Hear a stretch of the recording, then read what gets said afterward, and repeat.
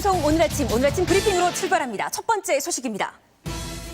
한밤중에 벌어진 경찰과 음주운전자의 숨막히는 레이싱.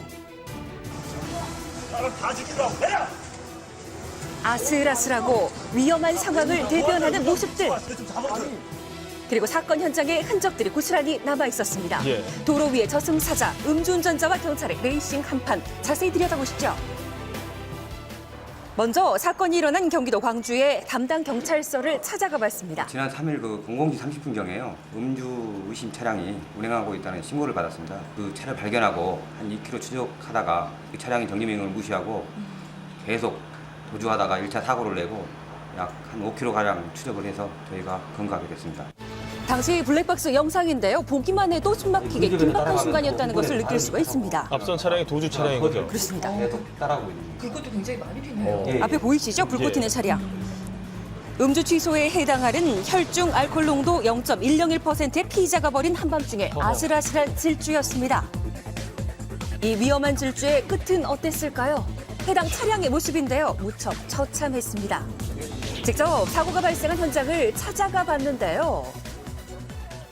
지금 현장에 남아 있는 것들이 그 당시 피의자가 운전을 했었던 차량에서 나온 흔적들이 그대로 남아 있습니다.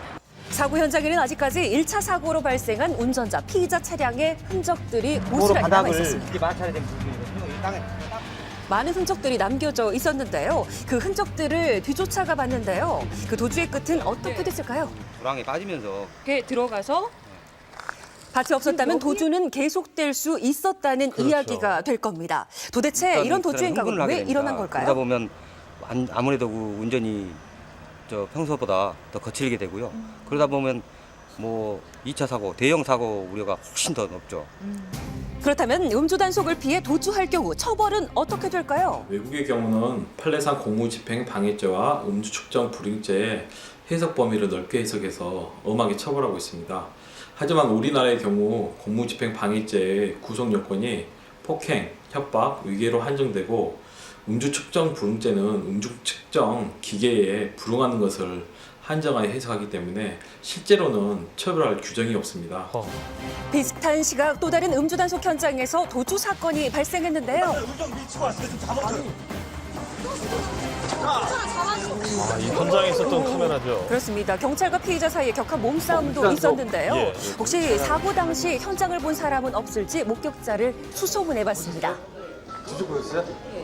버스가 이렇게 가로막았는데 이제 운전자가 내렸잖아요. 내렸는데도 막 과격하게 막 도망가려고 했는데 막 사람들이 막 둘러싸여갖고 제가 와가지고 경찰이 금방 와서 그렇게 하더라고요. 아니 음주인 것들이 처음 치는 당시 이 피의자 자신이 한 이야기를 지금 기억하고 있을까요? 음주 단속 도주죄 그 대책은 없는 것일까요? 현재 2013년 9월 23일자로 입법이 발의가 되어서 곧 국회에서 통과될 예정이므로 법 규정으로 곧 처벌이 가능할 것으로 생각됩니다. 브리핑 두 번째 소식입니다. 드디어 그날이 왔습니다. 함께 달려온 어머니들의 기도가 간절해 보이는데요. 최고의 컨디션으로 최고의 성적을 올릴 수 있도록 정말 자기가 원하는 대학에 꼭 합격했으면. 언제나 자식들 걱정에 앞서는 우리 어머니들 수능을 앞두고 마지막 고민이 있다는데요. 계란이 좋다고 그러더라고요. 그래서 계란 프라이드 해주려고 지금 하고 평상시 먹던 거 부드러운 음식 위주로 싸주려고 생각하고 있습니다. 그래서 어머니들의 고민을 해결하기 위해 찾은 곳이 있습니다. 바로 왕년에 도시락 좀 싸본 분들이 다 모였다는 곳을 찾아가 봤는데요. 과연 이곳에서 우리 어머니들이 뽑은 1등 도시락은 어떤 도시락일까요? 열심히 지금 스티커 붙여주십니다. 우리가 국민학교 때부터 먹었잖아요. 그래서 간단해서 좋고 고기보다는 야채 위주로 아이들 소화 잘 되는 걸로 이렇게 신경을 좀 썼는데 다른 후보들도 괜찮긴 합니다만 갖은 채소를 넣어 만든 채소 볶음밥과 브레인푸드인 견과류로 만든 도시락이 1등을 차지했습니다. 저도 견과류 먹었어요. 이야, 이 정도면 정말 지금 훌륭한 도시락 도시락이죠. 메뉴는 영양학적으로 봤을 때 최선은 아닌 거로 생각됩니다. 그 이유는 볶음이나 튀김 같은 경우에서는 기름이 들어갑니다. 이런 기름 역시 촉변 작용에 의해서 화장실을 가고 싶어하는 경우가 많습니다. 엄마들 욕심에 알고 싶은 게 만점짜리 도시락이 뭐예요? 궁금한데. 아마 이 궁금증 가지고 계신 분들 많으실 텐데요. 그래서 준비했습니다. 만점짜리 도시락 만들기. 시험 보는 수험생들에게 가장 필수 조건이 두뇌 활동인데요. 그 두뇌 활동을 활발하게 해줄 수 있는 호두, 아몬드, 땅콩을 이용한 조림을 만들어 볼게요. 볼포와 지방산이 많은 견과류 조림은 일단 끓는 물에 호두, 아몬드, 땅콩을 넣고 양념과 함께 조리면 되는데요. 좋은 재료가 총집합했죠. 예, 이렇게 졸여주면 두뇌 활동에 도움을 줄 견과류 조림 완성됐습니다. 다음은 쇠고기 장조림을 만들 건데요. 어떻게 만들까요? 우선 끓는 물에 생강과 쇠고기를 넣습니다. 네. 그리고 혹시 모를 냄새를 잡기 위해서 생강을 넣어주는 이유 기억하시고요. 10분 정도 고기가 끓여주는데요. 삶아지면요, 육수를 면보에다가 놓고서는 걸러내셔야 돼요. 요 육수에다가 간장, 설탕, 미림, 청주를 넣고서는요, 다시 졸여내실 거예요. 졸여진 쇠고기와 삶은 달걀을 도시락에 담기만 하면 단백질이 풍부한 쇠고기 조림 완성입니다. 엄마의 사랑까지 에너지가 들어가 많이 있으니까 더 필요한 좋겠죠. 수험생들에게는요, 잡곡밥보다는요, 흰 쌀밥이 더 좋으세요.